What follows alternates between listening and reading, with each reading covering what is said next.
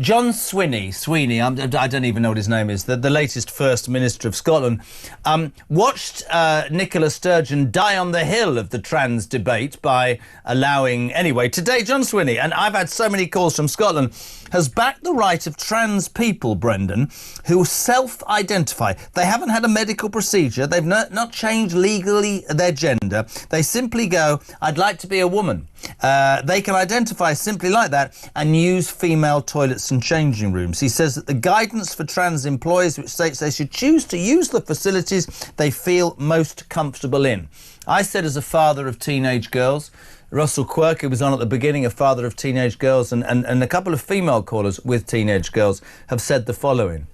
The truth is this: you are going to allow a man with a penis, whether he's in a dress or not, to come into a changing room and use the facilities in front of my teenage daughter. All those people who quite rightly go on and on about female rights, good, women's rights, important, that apparently goes out the window. I mean, yeah. I am...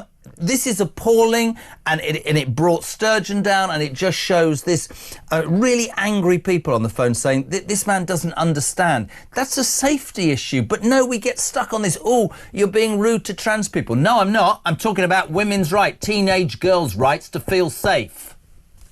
Absolutely. You know, we used to call this indecent exposure.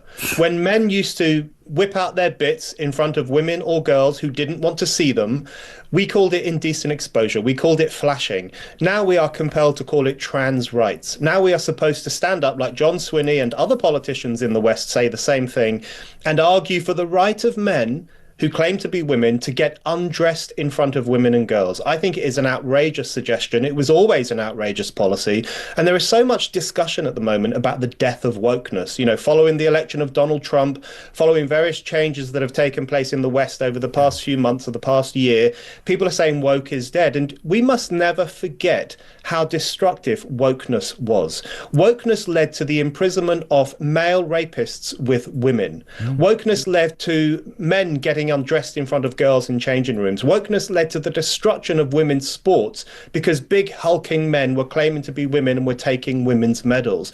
This was an incredibly destructive, misogynistic ideology, and lots of politicians have come to their senses and said we don't want it anymore. So for Scotland to continue pursuing these policies, I think, is ridiculous, and John Sweeney is in for a rude awakening if he thinks he can get away with this. And because I love the way your brain works and the way you put it, what would you say to let's say, a couple of activists I know who are into women's rights but get so hung up on this whole trans thing? You're being disgraceful. You're implying that every trans person is aggressive. Or what's your argument? To me, it's black and white. I don't care if you want to transition, but I don't think you should be changing in front of teenage girls. What about those teenage girls? What about women's right to decide? It's very simple. It is not transphobic to stand up for the rights of women and girls. Yeah. And those rights include the right to their own spaces if they need to get undressed, or if they need to take refuge from violence, or if they need to go to a rape shelter. All these things that we've recognized for decades are essential to women's lives in modern Britain and the modern world. We know that they need these spaces, that they are their own. No man should be allowed into those spaces, regardless of how he identifies, regardless of what he calls himself or how he dresses. That is a fundamental tenet of women's liberty in the modern world. And to chip away at that in the name of trans rights is just to sell women down the river.